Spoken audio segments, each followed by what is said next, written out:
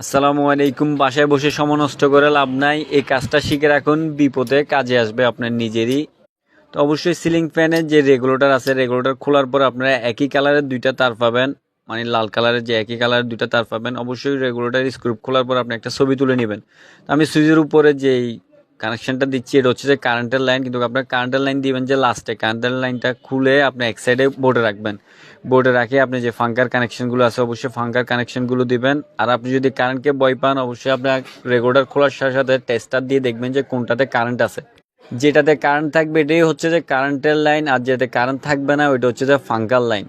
Regulator খোলার পরে আপনি সার্কিট ব্রেকার ফেলে দিবেন, আপনি চেক করার পরে মানে যেটাতে কারেন্টের কানেকশন আছে ওইটা এক পাশে করে দিবেন। তো দেখেন আমি সুইচের যে নিচের অংশ আছে এটা স্ক্রুটা লুজ দিয়ে যে রেগুলেটরের সার্কিট আছে সার্কিটে আপনার একটা জাম্পিং কানেকশন করে দেবো এখন সুন্দর করে, আপনারা এইভাবে করে দিবেন। তো অবশ্যই যে এই রেগুলেটরটা আপনার তার ছাড়া অনেক রেগুলেটর আছে, প্রত্যেকটা রেগুলেটরের কানেকশনটা এইভাবে হবে। দেখেন আমি সার্কিটে ফিটিং করে দিচ্ছি স্ক্রু লুজ দিয়ে। তো আপনারা খুলে একটা মোবাইলে ছবি তুলে রাখবেন যদিও ভুল করেন। সুন্দর করে ভালো করে আমি টাইট দিচ্ছি। দেখেন তো আমার ডান পাশেরটা হচ্ছে যে ফাঙ্কাল লাইন, আর বাম পাশেরটা হচ্ছে যে কারেন্টের সুইচ থেকে সরাসরি জাম্পিং হয়ে আপনার সার্কিটে আসছে, এভাবে আপনার কানেকশন দিবেন।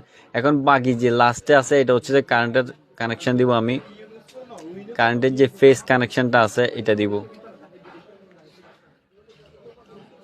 সুন্দর করে স্ক্রু লুজ যেন না হয়, আপনি ভালো করে টাইট দিয়ে লাগাই দিবেন। অবশ্যই ভিডিওটা ভালো লাগে একটা লাইক দিবেন, আমার পাশে থাকবেন, ধন্যবাদ।